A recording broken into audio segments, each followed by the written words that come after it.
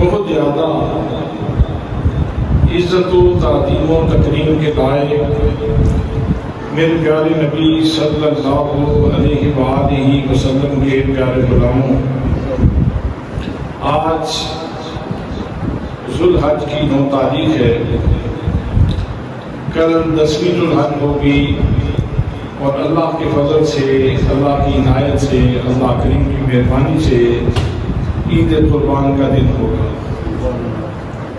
تو اس وقت جن لمحات سے ہم گزر رہے ہیں، یہ وہ لمحات ہیں جب اس فضا میں، اس ہوا میں، اس زمین کے سینے پہ، اس آسمان کے نیچے تسبیحات پڑھی جا رہی ہیں، تکبیرات پڑھی جا رہی ہیں، تحلیلات پڑھی جا رہی ہیں، اللہ کی کبریائی بیان کی جا رہی ہے، اللہ کریم کی یکتائی بیان کی جا رہی ہے، اور اللہ کریم کو ان دنوں میں یہ کلمات بہت ہی پسند ہیں کہ نماز کے بعد واجب قرار دے دیا تکبیرات تشریق کو، اللہ اکبر لا الہ الا اللہ، اللہ اکبر وللہ الحمد، اللہ اکبر لا الہ الا اللہ، اللہ اکبر وللہ الحمد، اللہ اکبر لا الہ الا اللہ، اللہ اکبر وللہ الحمد۔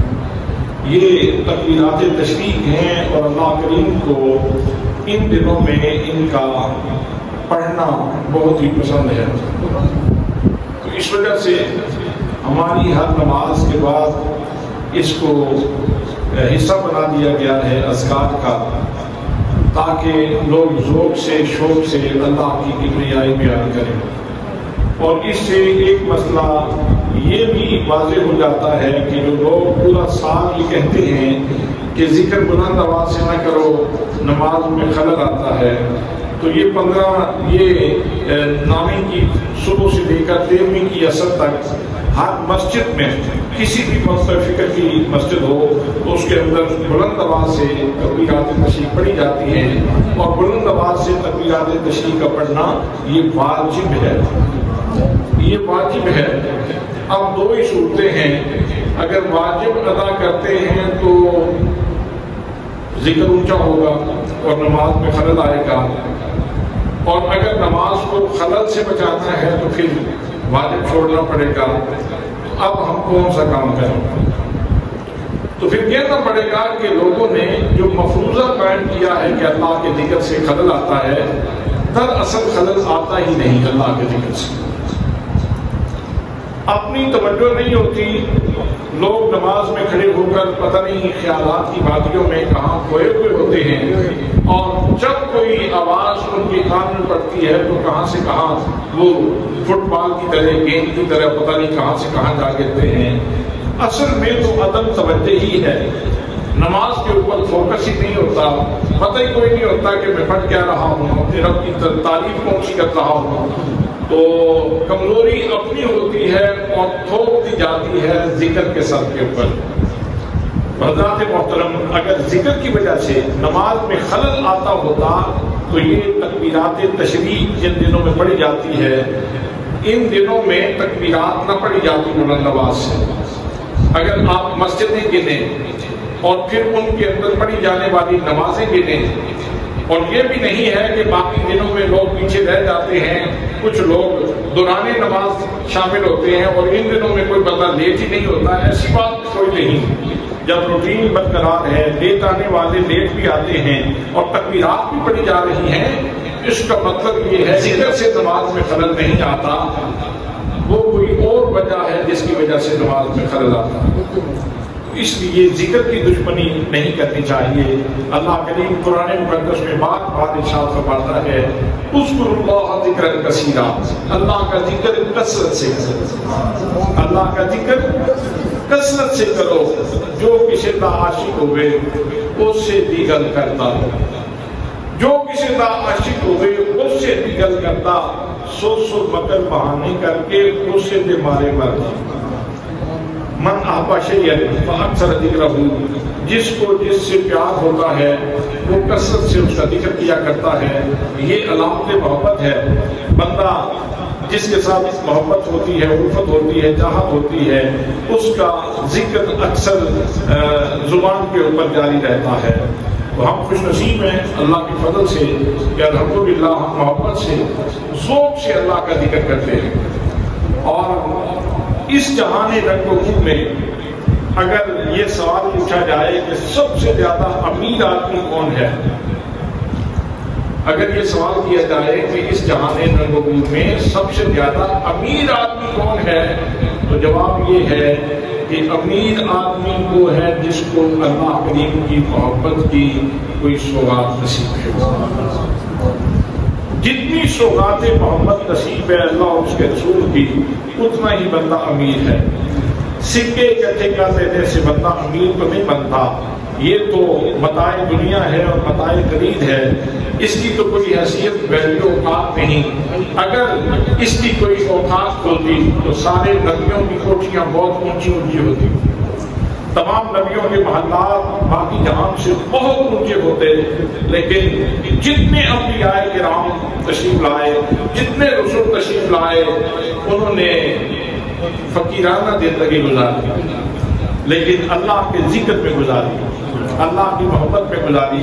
تو اس لیے ارباب دانش اس جہان رنگوں میں امیر آدمی وہ ہے جس کو اللہ اور اس کے رسول صلی اللہ تعالیٰ علیہ وسلم کے پیار کی سوغات نصیب ہے، اور جس کو پیار ہے وہ اللہ کا ذکر ضرور کرتا ہے۔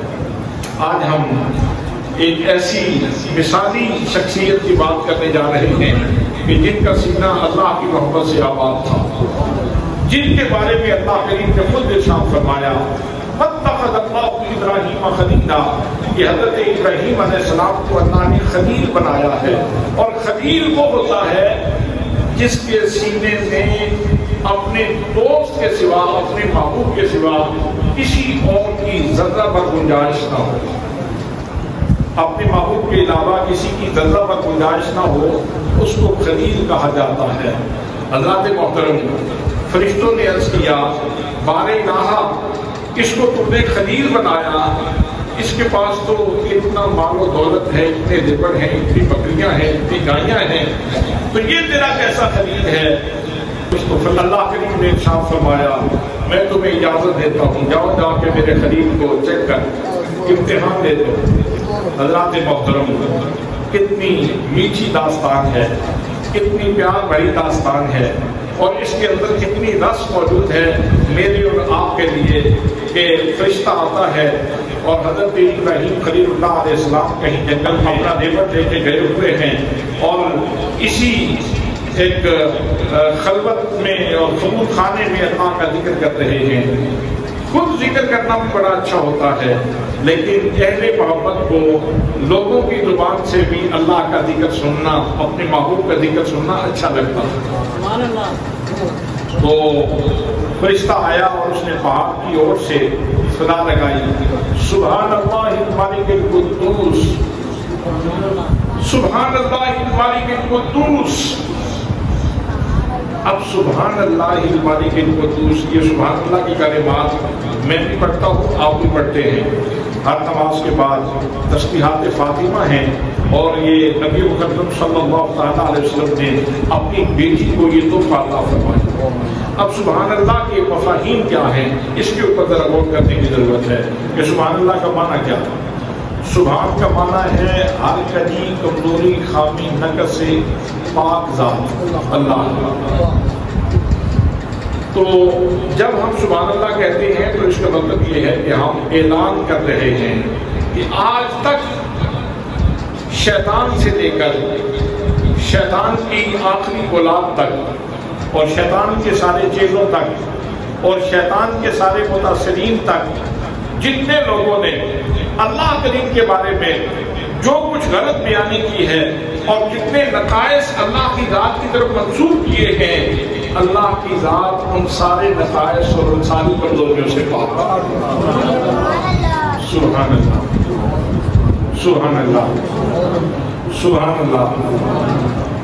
یہ ایک ہے تسبیح پڑھنا، بندے کے ہاتھ میں تسبیح ہو، دھیان کسی اور طرف ہو، سبحان اللہ سبحان اللہ سبحان اللہ، ایسے بھی پڑھی جا سکتی ہے، یہ بھی اللہ کا ذکر ہے، لیکن اگر انسان کے تصورات، انسان کے تخیلات، انسان کی قوت مدرکہ، قوت شعوریہ، انسان کی دانش، انسان کا ذہن، انسان کی فکر یہ کہہ رہی ہو کہ آج تک جتنے نقائص، جتنی کمزوریاں اور جتنی کجیاں اللہ کی ذات کی طرف شیطان نے اور شیطان کی اولاد نے اور شیطان کے متاثرین نے جتنی کمزوریاں اللہ کی طرف منسوخ کی ہیں، ہمارا رب وہ ہے جو ہر کمزوری اور خامی سے پاک ہے۔ سبحان اللہ۔ جب اس تصور سے آپ آئندہ سبحان اللہ پڑھیں گے تو پھر آپ کو اور ہی لطف آئے گا، پھر آپ کو اور ہی لطف آئے گا۔ اور اسی طرح تسبیحات فاطمہ میں دوسری چیز سبحان اللہ والحمدللہ، دوسری چیز ہے الحمدللہ۔ الحمدللہ یہ کیسے پڑھنا ہے؟ ویسے تو تسبیحات میں ہے مطلب پڑھ رہا ہے سبحان اللہ سبحان اللہ سبحان اللہ سبحان اللہ، ٹھیک ہے آپ پڑھ رہے ہیں ٹھیک ہے، لیکن اس کو ایسے پڑھے کہ الحمدللہ کا مطلب ہے تمام تعریفیں اللہ کے لیے ہیں، اور اللہ کی نعمت کے اوپر شکر کا بہترین کلمہ الحمدللہ ہے۔ اللہ کی نعمتوں کے اوپر شکر کا بہترین کلمہ الحمدللہ ہے۔ یہی وجہ ہے کہ جب آپ کھانا کھا کے فارغ ہوتے ہیں تو اس وقت کلمات کیا پڑھتے ہیں؟ الحمدللہ الذی اطعمنا وسقانا وجعلنا من المسلمین۔ حضرات محترم، تو شکر کا بہترین کلمہ یہ الحمدللہ ہے، اور جب الحمدللہ کہتے ہیں تو میں مخلوق ہوں اللہ کی، اور میں جتنی اللہ کی مخلوق ہے ان سب کی طرف سے، یعنی اپنے پورے قبیلے کی طرف سے، مخلوق کے دائرے میں دیکھیں تو ہم ساری مخلوق ایک قبیلہ بنتی ہے، اور اس قبیلے میں سے میں اپنے سارے قبیلے کی نمائندگی کرتے ہوئے یہ کہتا ہوں کہ جتنی نعمتیں آج تک تو نے ساری مخلوق کے اوپر فرمائی ہیں، میرے مالک میں ساری نعمتوں کے اوپر تیرا شکر ادا کرتا ہوں۔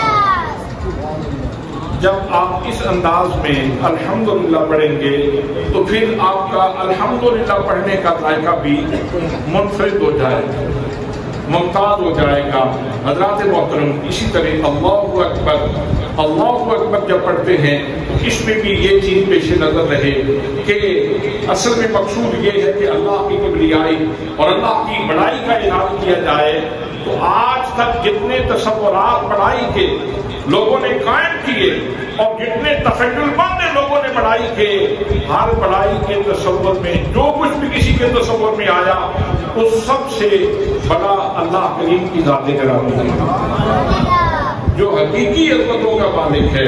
باقی کسی کی طرف منسوخ کیا تو کوئی چیز حقیقت ہوگی اور کوئی نہیں ہوگی، لیکن اللہ کریم حقیقی عظمتوں کا مالک ہے، حقیقی بلندیوں کا مالک ہے۔ جب انسان کے احساسات کے پڑھے، انسان کے مدرکات کے پڑھے اور انسان پوری قلبی حضوری کے ساتھ یہ ذکر کرے تو پھر اس کا مزہ ہی دو جان ہو جائے گا۔ تو حضرت محترم میں عرض کر رہا تھا کہ حضرت ابراہیم خلیل اللہ علیہ السلام اپنا ریبت چلا رہے ہیں اور فرشتے نے پہاڑ کی اور سے صدا لگائی سبحان اللہ الملک القدوس۔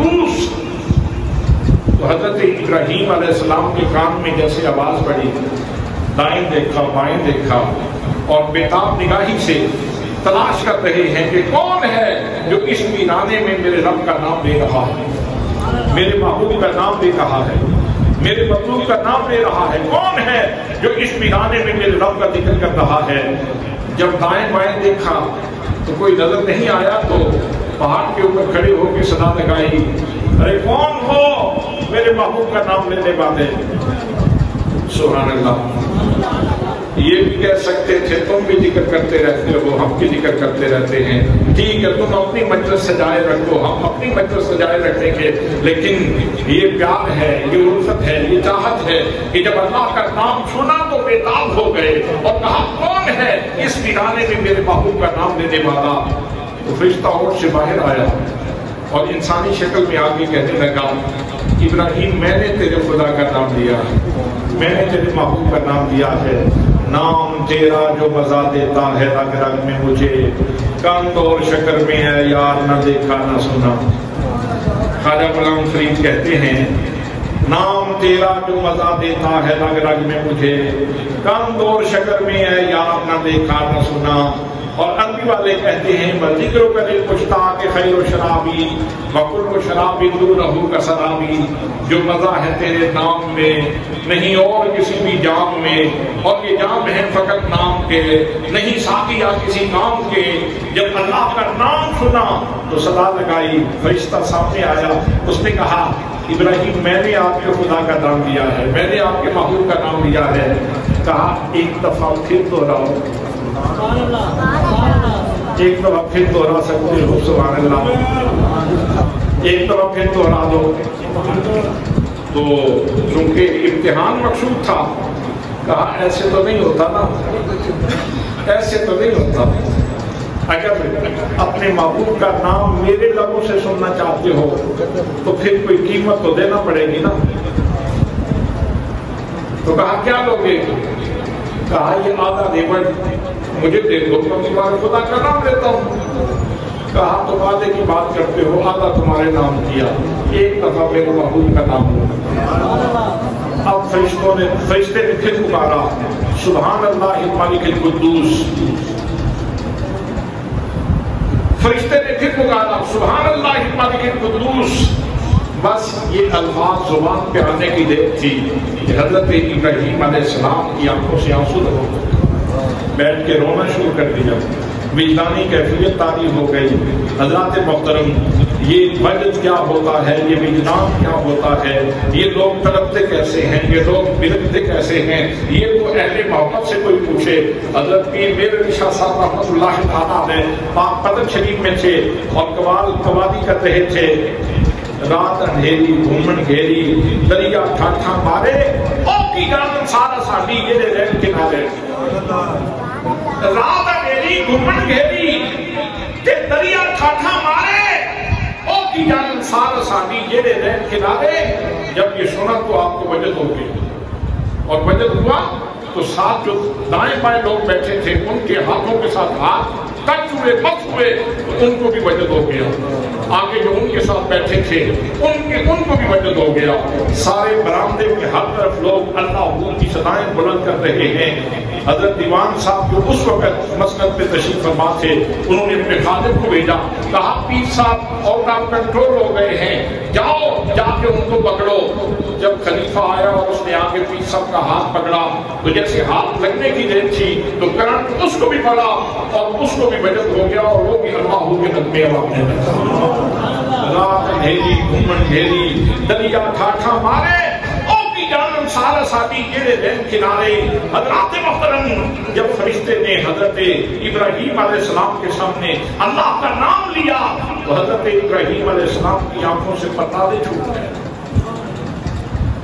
جب اس کیفیت سے باہر آئے تو مریض عشق پہ رحمت خدا کی، مرض بڑھتا گیا جو دوا کی۔ یہ مرض محبت کا خاصہ ہے کہ اس کا جتنا علاج کیا جائے اس میں کمی نہیں آتی، اس میں اضافہ ہوتا ہے، اس میں اضافہ ہی ہوتا ہے۔ جب باہر آئے کیفیت سے تو فرمانے لگے ایک دفعہ پھر میرے محبوب کا نام لو۔ تو اس نے کہا ٹھیک ہے، باقی نعمت بھی مجھے دے دو تو میں تمہارے خدا کا نام لیتا ہوں۔ کہا تیرا ہو گیا، اب جلدی کرو میرے محبوب کا نام لو۔ حضرات، وہ مجنوں کو کسی نے دیکھا تھا کہ لیلا کا نام زمین کے اوپر لکھ کے بار بار اس کو چومتا تھا۔ اگر مجاز میں لوگ اتنے آگے چلے جاتے ہیں تو جن کا سینہ حقیقت کے نور سے روشن ہو ان کی شان ہی کیا ہے، ان کا مقام ہی کیا ہے، ان کا مرتبہ ہی کیا ہے، ان کی عظمتیں ہی کیا ہیں۔ جناب ابراہیم فرماتے ہیں پھر میرے خدا کا نام لو۔ اس نے پھر پڑھا سبحان اللہ الملک القدوس۔ تو پھر حضرت ابراہیم علیہ السلام اسی وجدانی کیفیت میں جب اس کیفیت سے باہر آئے تو پھر فرمانے لگے ایک دفعہ پھر مہربانی کر سکتے ہو؟ سبحان اللہ۔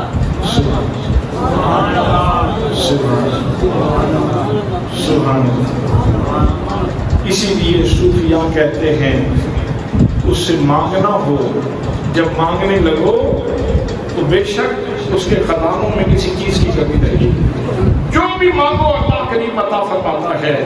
مانگو ضرور مانگو، لیکن ایک چیز ضرور مانگو اور وہ اس کی محبت ہے، وہ اس کی محبت کی چاشنی ہے، اس کے پیار کی چاشنی ہے، وہ اس کے دربار سے ضرور مانگ لو۔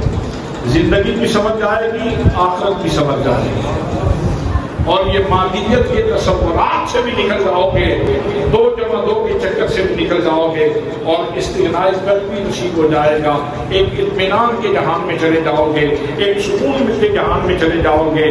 روٹی تھوڑی بھی ہوئی تو سکون کم نہیں ہوگا، سکون کم نہیں ہوگا، اس لیے کہ معاشی وسائل سے سکون نہیں ملتا۔ اللہ فرماتا ہے الا بذکر اللہ تطمئن القلوب، میرا ذکر کرو تو تمہیں سکون ملے گا، میرا ذکر کرو گے تو تمہیں سکون ملے گا۔ حضرات محترم، حضرت ابراہیم علیہ السلام نے باقی مال بھی دے دیا، اور فرشتے نے پھر پکارا سبحان اللہ الملک القدوس، تو جناب ابراہیم علیہ السلام وہی تڑپ، وہی اضطراب، وہی نالے، وہی شیمن، وہی آنکھوں سے آنسو، وہی چہرے کی زردی، اور وہی کیفیت۔ جب اس کیفیت سے پھر باہر آتے ہیں تو پھر فرماتے ہیں مہربانی ہو سکتی ہے ایک دفعہ پھر میرے معبود کا نام لے سکتے ہو؟ کہا ابراہیم اب تو تمہارے پاس کچھ رہا ہی نہیں، دو گے کیا، دو گے کیا؟ تو جناب ابراہیم علیہ السلام فرمانے لگے کہ اتنا ریوڑ تم نے اکٹھا کر دیا، اب یہ تمہارا ہو گیا، اب اس کے چرانے کے لیے تمہیں کسی خادم کی، کسی نوکر کی بھی تو ضرورت ہوگی نا، تم ایک دفعہ میرے محبوب کا نام لو، میں ساری زندگی چرواہا بن کے تیری بکریاں چلایا کروں گا۔ اللہ اکبر۔ حضرات گزر جانے کا وقت نہیں ہے، یہ واقعہ سن کے گزر جانے کا وقت نہیں ہے۔ ایک دفعہ نام سننے کے اوپر زندگی کی ساری سانسیں دے دی۔ بکریاں تو پہلے ہی دیتی، ریبت تو پہلے ہی دیتی ہے، مال و متاع تو پہلے ہی دیتی، اثاثہ تو پہلے ہی دے دیا، جتنا مال دنیا تھا وہ تو سارے کا سارا پہلے ہی پیش کر دیا۔ اب تقاضا یہ کیا جا رہا ہے کہ تم ایک دفعہ میرے محبوب کا نام لو، میں اس کے اوپر اپنی زندگی کی ساری سانسیں تمہارے نام کرتا ہوں، میں اپنی زندگی کی ساری سانسیں تمہارے نام کرتا ہوں۔ حضرات محترم، یہاں سے اندازہ کیا جا سکتا ہے کہ اس شخصیت کے سینے میں اللہ کا پیار کتنا تھا، اس شخصیت کے سینے میں اللہ کا پیار کتنا تھا، محبت کتنی تھی، الفت کتنی تھی، چاہت کتنی تھی۔ حضرات محترم، میرے آقا کریم صلی اللہ تعالیٰ علیہ وسلم بھی اعلان نبوت سے پہلے کئی دنوں کا سامان لے کر کے چلے جاتے تھے غار حرا کے اندر۔ آج بھی جو لوگ غار حرا میں جاتے ہیں ان کو وہاں سے آج بھی محبت کی شیرینیاں تقسیم ہوتی، ان کو آج بھی وہاں محبت کی شیرینیاں نصیب ہوتی ہیں۔ وہاں بندہ جب جاتا ہے تو محسوس کرتا ہے کہ یہاں اللہ کا محبوب کیسے، کس دل بستری کے ساتھ اللہ کا ذکر کیا کرتا ہے۔ سبحان اللہ، سبحان اللہ۔ تو حضرت ابراہیم خلیل اللہ علیہ السلام وہ ایسے خلیل ہیں کہ ان کی دل کی بستی اللہ کے ذکر سے آباد ہے، اللہ کی محبت سے آباد ہے، اور اللہ کی چاہت سے آباد ہے۔ میں نے پچھلے جمعہ مبارک کے خطبہ میں عرض کیا تھا کہ حضرت ابراہیم علیہ السلام نے بہت محنت کی کہ قوم سلجھ جائے اور راہ راست کے اوپر آ جائے، اور نمرود کو بھی آپ نے بہت سمجھانے کی کوشش کی، اور بڑے اعلیٰ قسم کے عقل و دانش کی بلندیوں کے اوپر آپ نے جو دلائل تھے وہ پیش کیے، اور ان کو خوب دعوت فکر دی۔ لیکن جب وہ نہ مانے، ایک دفعہ بھی، دوسری دفعہ بھی، تیسری دفعہ بھی، انہوں نے پھر پوچھے ہاتھ کنڈے بھی اختیار کیے، حضرت ابراہیم علیہ السلام کو آگ میں بھی پھینکا، اور حضرت ابراہیم علیہ السلام آگ سے بھی جب سلامتی سے باہر نکل آئے تو پھر بھی آپ نے دعوت کا سلسلہ جاری رکھا، دعوت دی، اور جب وہ نہ مانے تو پھر حضرت ابراہیم خلیل اللہ علیہ السلام نے ہاتھ اٹھا دیا، مالک میں نے بہت محنت کی ہے، تو یا اللہ ان کے ساتھ تو ہی نپٹ۔ اور جب حضرت ابراہیم خلیل اللہ علیہ السلام کے ہاتھ اٹھ گئے ادھر نمرود یہ چیلنج کر رہا تھا کہ تم بھی اپنے لشکر لے آؤ، میں بھی اپنے لشکر لے آتا ہوں اور مقابلہ ہوگا۔ تو حضرت ابراہیم خلیل اللہ علیہ السلام نے فرمایا تم لشکر اکٹھے کرتے رہو، مجھے لشکروں کی ضرورت نہیں ہے، میرے مالک کی صرف ان کی تاثیر ہی کافی ہے، میرے مالک کی ان کی تاثیر ہی کافی ہے۔ جب ان ہوگا تو فیکون کے نتیجے میں پتہ نہیں کیا کچھ ہو جائے گا۔ جب اس نے لاؤ لشکر اکٹھے کر دیے تو اللہ کریم نے فرشتوں سے ارشاد فرمایا کہ مچھروں کا ایک دروازہ کھول دو۔ اب مچھر کھول دیے گئے، پوری قوم کو مچھروں نے لپیٹ میں لے لیا، وہ ان کا خون پیتے گئے اور گوشت چاٹتے گئے۔ مچھروں نے قوم کا خون پینا شروع کر دیا اور گوشت چاٹنا شروع کر دیا، اور نمرود کو ابھی اللہ نے موجود رکھا تاکہ یہ اپنی آنکھوں سے منظر دیکھے جن لشکروں کے اوپر اس کو بڑا بھروسہ ہے اور جن دوستوں کے اوپر اس کو بڑا بھروسہ ہے اور جن ساتھیوں کے اوپر اس کو بہت بڑا بھروسہ ہے، تاکہ ان کا منظر نامہ یہ اپنی آنکھوں سے دیکھ لے۔ حضرت محترم نمرود کے سامنے یہ منظر نامہ تھا کہ لوگوں کی حالت غیر ہو چکی ہے اور لوگ سب قسم کے مچھروں کی لت میں ہیں۔ پھر اللہ نے ایک لنگڑا مچھر نمرود کے دماغ میں داخل کر دیا۔ اب کیا ہوا؟ جب اس نے سر کے اوپر ایک دفعہ ہاتھ مارا، ذرا سکون محسوس ہوا، اس نے کہا یہ کام میں تو مسلسل نہیں کر سکتا، ایک کاریدے کی جوتی لگا دی۔ اسے کہا ذرا اچھا سا جوتا پکڑ کے دے آؤ، اچھا سا جوتا پکڑو اور وہ میرے سر کے اوپر مارو۔ پھر اس کی مستقل ڈیوٹی لگا دی اور پھر لوگوں سے بھی کہتا کہ میرے ساتھ نیکی کرو، آؤ میرے سر کے اوپر کوئی تھپکی لگائے تو مجھے سکون آ جائے۔ لوگ آتے اور اس کے سر کے اوپر جو بچ گئے تھے وہ جوتے مارتے۔ اس طرح اس کو اللہ کے سزا دے رہا ہے۔ حضرات محترم 400 سے زیادہ سال اس نے تمدد میں، سرکشی میں، تکبر میں وقت گزارا تھا اور لوگوں سے سجدے کروائے تھے، لوگوں سے سجدے کروائے تھے۔ اتنا ہی وقت اللہ نے پھر اس کو ذلیل کیا، اتنا ہی وقت پھر اللہ نے اس کو ذلیل کیا، اس لنگڑے مچھر کے ذریعے اس کی تذلیل کی حد کر دی اور بالآخر وہ جہنم کا ایندھن بن گیا۔ حضرت محترم نمرود کی داستان تو یوں ختم ہوئی۔ جناب سیدنا حضرت ابراہیم خلیل اللہ علیہ السلام پھر بابل و نینوا سے پھر شام کا سفر کرتے ہیں۔ مصر میں جب آپ پہنچے تو حضرت سارہ آپ کے ساتھ تھی۔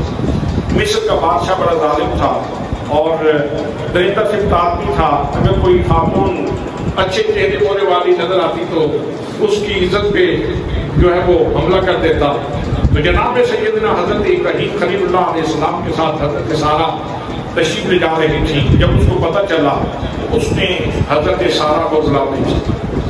اب اللہ نے اپنے نبی مکرم حضرت ابراہیم خلیل اللہ علیہ السلام کے لیے یہ قدرت دکھائی کہ حضرت سارہ جدھر سے جا رہی تھی دیواریں شیشہ بنتی گئی اور جو کچھ تھا ان کی زندگی کا سارا منظرنامہ، جتنی دیر وہ وہاں بادشاہ کے دربار میں گئی اتنی دیر تک بالکل سارا منظرنامہ حضرت ابراہیم خلیل اللہ علیہ السلام کے سامنے واضح رہا۔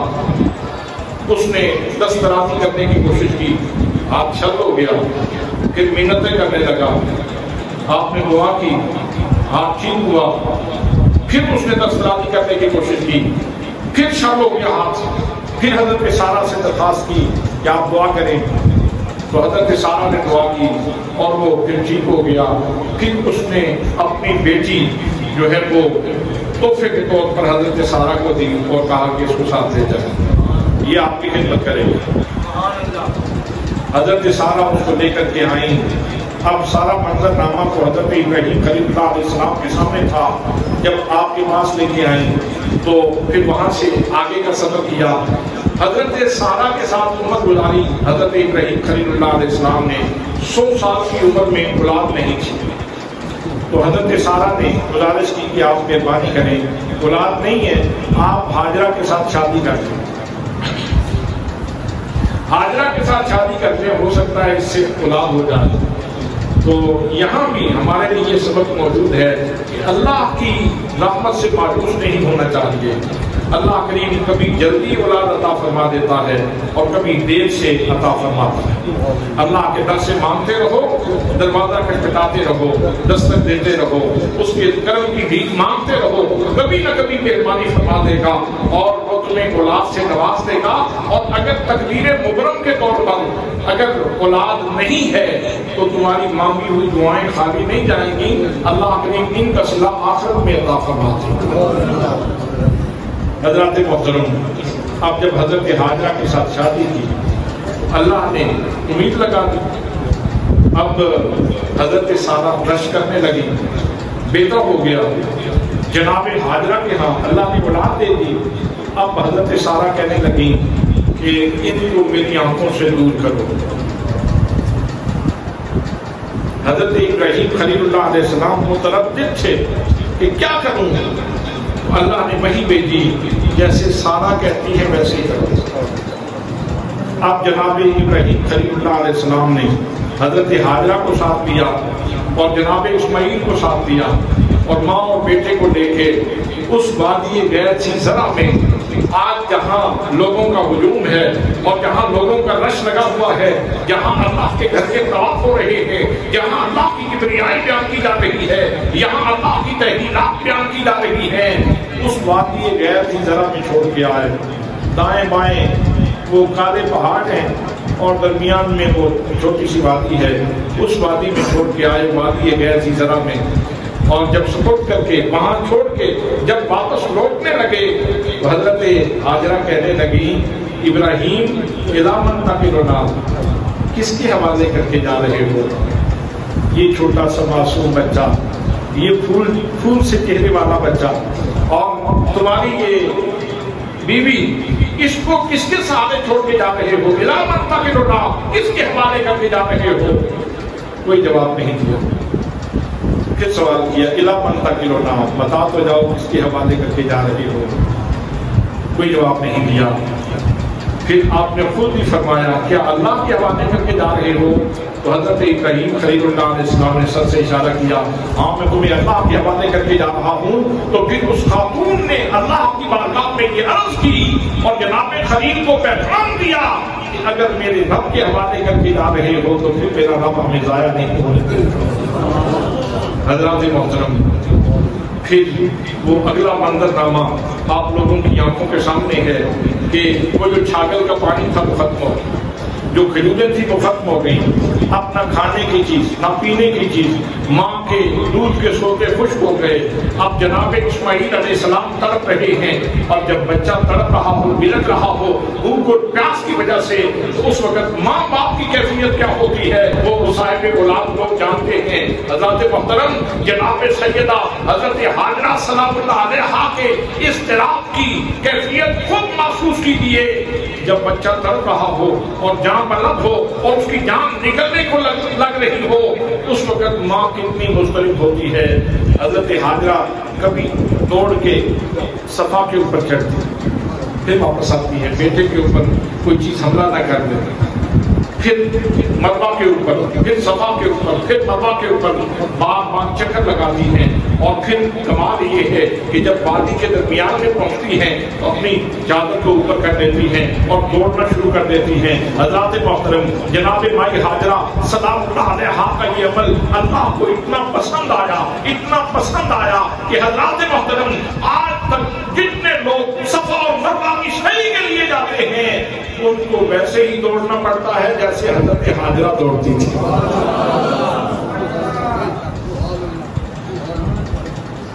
جب ہم انگوٹھے چومتے ہیں تو کئی لوگ کہتے ہیں حضرت آدم علیہ السلام کے انگوٹھوں میں تو نور محمد ہی تھا اس لیے چومتے تھے, تو تم کیوں چومتے ہو.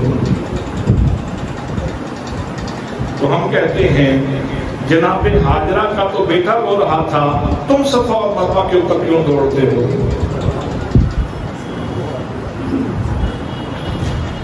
تم صفا اور مروا کے اوپر کیوں دوڑتے ہو. تو جواب یہ ملتا ہے کہ اللہ کو اپنے پیاروں کی ادائیں بڑی اچھی لگتی ہیں. اللہ کو اپنے پیاروں کی ادائیں اچھی لگتی ہیں. تو وہ حضرت حاجرہ کی ادا تھی، یہ حضرت آدم علیہ السلام کی ادا ہے. ہمیں اس ادا سے بھی پیار ہے، ہمیں اس ادا سے بھی پیار ہے. دوستان محترم، پھر جب حضرت اسماعیل علیہ السلام کے پاؤں کے پاس سے چشمہ نکل آیا، جبریل نے پھاک مارا یا حضرت اسماعیل نے پاؤں مارا، وہاں سے پانی کا چشمہ نکلا. اب کمال یہ ہے کہ ضرورت پانی کی بھی تھی اور ضرورت کھانے کی بھی تھی. اللہ نے چشمہ ایسا جاری کیا. آج کے ماہرین بھی کہتے ہیں کہ اگر تحقیق کی جائے تو دودھ متوازن غذا ہے یا پھر گوشت متوازن غذا ہے. ان دونوں چیزوں کے اندر سب سے زیادہ غذائی اجزاء پائے جاتے ہیں، لیکن جب تحقیق کی گئی تو پتہ یہ چلا کہ نہ دودھ میں اتنے غذائی اجزاء ہیں، نہ گوشت میں اتنے غذائی اجزاء ہیں جتنے آب زمزم کے اندر موجود ہیں. یہ کھانے کی ضرورت کو بھی پورا کرتا ہے، یہ پینے کی ضرورت کو بھی پورا کرتا ہے. حضرات یاد رکھیں، جو لوگ توکل کرتے ہیں اللہ ان کو مالا مال کرتا ہے، ان کو اللہ کریم محروم نہیں فرماتا، مایوس نہیں فرماتا. لیکن جو لوگ آزمائش کرتے ہیں ان کی تصدیق کر دی جاتی ہے. جو لوگ آزمائش کرتے ہیں ان کو ذلیل کر دیا جاتا ہے. اس لیے جب بھی کسی ایسی چیز کو دیکھو تو توکل کرتے ہوئے اس سے فائدہ اٹھاؤ، نہ کہ اس کی آزمائش کرو. حضرت ابو ذر رضی اللہ تعالیٰ عنہ آپ ارشاد فرماتے ہیں، میری زندگی میں 10 دن ایسے آئے کہ میں مکہ المکرمہ میں تھا، اور جب کھانے کی ضرورت پڑتی تھی تب بھی، اور جب پینے کی ضرورت پڑتی تھی تب بھی میں آب زمزم پی لیا کرتا تھا. کھانے کی ضرورت بھی پوری ہو جاتی تھی، پینے کی ضرورت بھی پوری ہو جاتی تھی. حضرات محترم، وہاں سے اللہ نے چشمہ جاری کیا. پھر بنو جرم آ گئے یا بنو جرہم، انہوں نے آپ کے حضرت حاجرہ سے کہا کہ اگر آپ مہربانی کریں تو ہمیں پانی میں شریک کر دیں، ہم آپ کو اپنے دودھ میں شریک کر دیتے ہیں. ہمارے پاس جو جانور ہیں اگر آپ اجازت دیں ہم جہاں ڈیرا لگا دیتے ہیں، آپ ہمیں پانی میں شریک کر دیں تو ہم آپ کو دودھ میں شریک کر لیتے ہیں. تو پانی کی اہمیت یہاں ہمارے ملکوں میں تو اتنی نہیں ہے، اس لیے کہ وفور کے ساتھ، کثرت کے ساتھ پانی میسر ہے. لیکن عربوں میں جائیں تو وہاں پتہ چلتا ہے پانی کیا چیز ہے، وہاں پانی کی اہمیت کیا ہے. اب سلسلے چلے. حضرت اسماعیل علیہ السلام، آپ کی عمر تقریباً 13 سال کی ہو گئی. تو حضرت ابراہیم خلیل اللہ علیہ السلام کو خواب میں اشارہ کیا. قرآن کہتا ہے فلما بلغ معه السعي قال يا بني إني أرى في المنام أني أذبحك فانظر ماذا ترى قال يا أبت افعل ما تؤمر ستجدني إن شاء الله من الصابرين.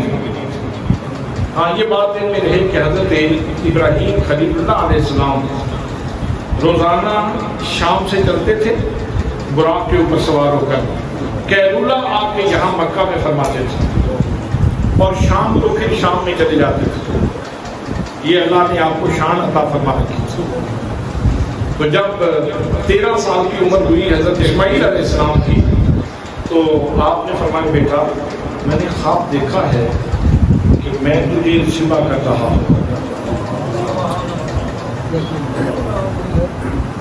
لیکن اس سے پہلے یہ بات بھی سن لیں کہ جب حضرت ابراہیم خلیل اللہ علیہ السلام نے دعا کی تھی رب حب لی من الصالحین، یا اللہ مجھے صالح اولاد عطا فرما، اللہ فرماتا ہے وبشرناہ بغلام حلیم، ہم نے ان کو حلیم بردبار بچے کی خوشخبری سنائی.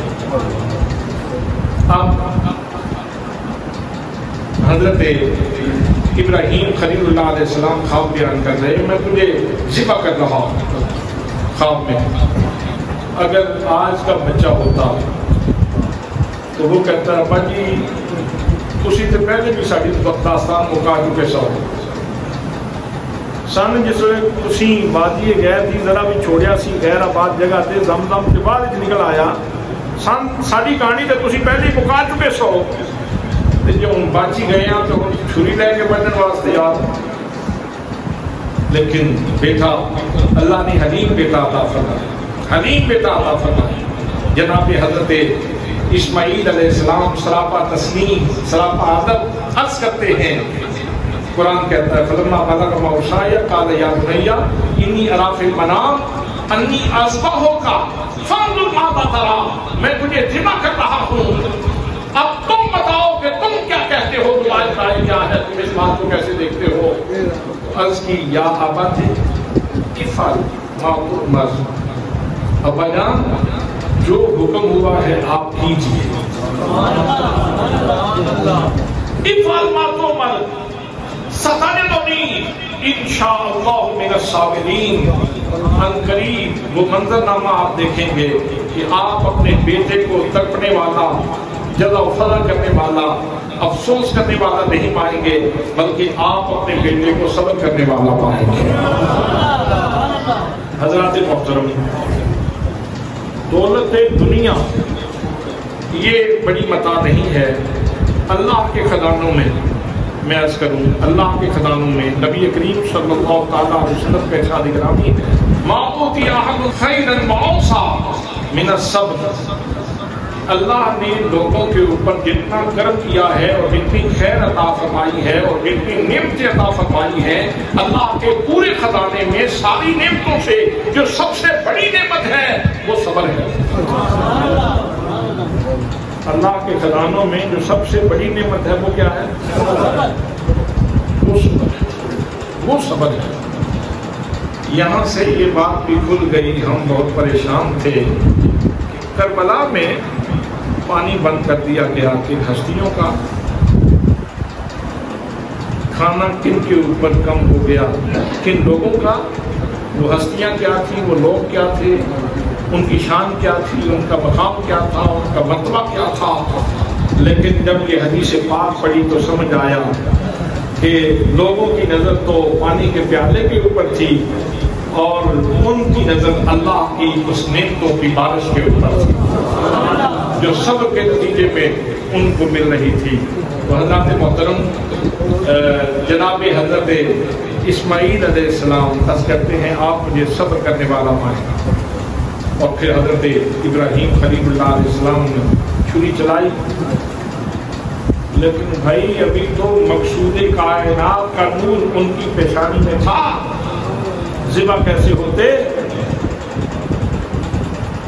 جس کے لیے زمین بنی، جس کے لیے آسمان بنا، جس کے لیے ستارے بنے، جس کے لیے شمس و قمر بنے، جس کے لیے کہکشائیں بنی، جس کے لیے نظارے بنے، جس کے لیے جنت بنی، جس کے لیے جنت کے مردار بنے، لالا زار بنے، جس کے وجود کی وجہ سے کائنات کو وجود ملنا تھا. حضرات محترم، وہ ہستی، اس کا نور تو ابھی حضرت اسماعیل کے ماتھے میں تھا. شہید کیسے ہوتے، ان کو ذبح کیسے کیا جاتا؟ جناب ابراہیم خلیل اللہ علیہ السلام نے چھری رکھی، ذبح کر رہے ہیں. جب دیکھ لیا، امتحان لے لیا، اللہ نے ان کی جگہ پہ دمبا لٹا دیا، جناب اسماعیل کو پاس کھڑا کر دیا اور ساتھ یہ فرمایا وَنَادَيْنَاهُ يَا إِبْرَاهِيمُ قَدْ صَدَّقْتَ الرُّؤْيَا إِنَّا كَذَلِكَ نَجْزِي الْمُحْسِنِينَ. ہم نے ندا دی ابراہیم جانے، تو نے خواب کو سچ کر دکھایا. ہم نے تو واضح طور پہ اس انداز میں فرشتہ سامنے نہیں بٹھایا تھا کہ فرشتہ سامنے آ کے بیٹھ کے تجھے پیغام دیتا. ہم نے تو خواب میں اشارہ کیا تھا اور وہ پیارا بیٹا جو 100 سال کی عمر کے بعد جا کے ملا تھا، اشارہ کیا کہ اس کی گردن کے اوپر چھری رکھو. خلیل تو نے کمال کر دیا، خلیل تو نے کمال کر دیا. اور خلیل اسے کہتے ہیں کہ جس کے دل کی کٹیا، جس کے دل کے جہان میں صرف اپنے محبوب کا پیار ہو اور کسی چیز کی گنجائش نہ ہو. جناب ابراہیم خلیل اللہ علیہ السلام نے وہ داستان جو ہے وہ قائم فرما دی اور آج تک اس داستان پہ عمل ہو رہا ہے. نبی مقدم صلی اللہ تعالیٰ علیہ وسلم کا ارشاد گرامی ہے سمنوا ضحایاکم فإنها علی الصراط مطایاکم. اپنی قربانیوں کو موٹا کیا کرو، یہ پل صراط کے اوپر تمہاری سواریاں ہوں گی، تمہاری سواریاں ہوں گی. اب ایک بندہ غریب، وہ تو پشیمانی میں بیٹھا ہے، کبھی توفیق نہیں ہوئی قربانی دینے کی، میرا کیا بنے گا، میں کس سواری کے اوپر سوار ہوں گا. تو وہ انتظام پہلے ہی فرما دیا. میرے آقا 2 قربانیاں دیا کرتے تھے، ایک اپنی طرف سے، ایک غریب امت کی طرف سے. غریب امت کی طرف سے بھی قربانی دیا کرتے تھے تاکہ کوئی غریب مایوس نہ پھرے، محروم نہ رہے. ان کے اوپر پہلے ہی کرم کر دیا. اور حضرات اگر کوئی امتی یہ خوش نصیبی حاصل کرنا چاہے کہ اپنی طرف سے قربانی دے اور نبی پاک صلی اللہ تعالیٰ علیہ وسلم کی طرف سے دینا چاہے تو اس کی بھی اجازت ہے. حضرت علی بن مرتضیٰ رضی اللہ تعالیٰ کو اپنی طرف سے بھی قربانی دیتے تھے اور سرکار کی طرف سے بھی قربانی دیتے تھے. یاد رکھیں قربانی میں گوشت کھانے کی نیت نہیں کرنی. گوشت کھانا کھاتے ہیں، گوشت کھانا کوئی اتنا بڑا عمل نہیں ہے. وہ تو آپ کے گھر میں آ جائے گا تو پھر پکنا ہی ہے، پھر آپ نے کھانا ہی ہے، لیکن نیت نہیں کرنی.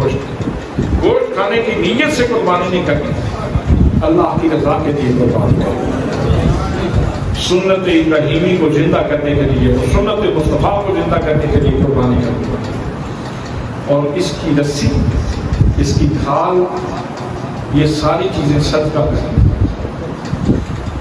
مسنون یہ ہے، مستحب طریقہ یہ ہے کہ 3 حصے کریں قربانی کے گوشت کے. ایک غریبوں مسکینوں کو دیں، ایک حصہ اقربا کو دیں اور ایک حصہ گھر میں رکھیں.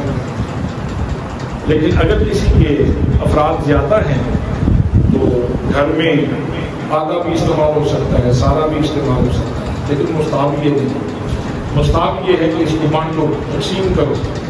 اگر سارا بھی دینا چاہو تو سارا بھی دیا جا سکتا ہے. لیکن یہ ہے کہ یہ تو کوشش کرنی چاہیے کہ اس سال کی قربانی کا گوشت اگلی قربانی کی عید تک چلے. جی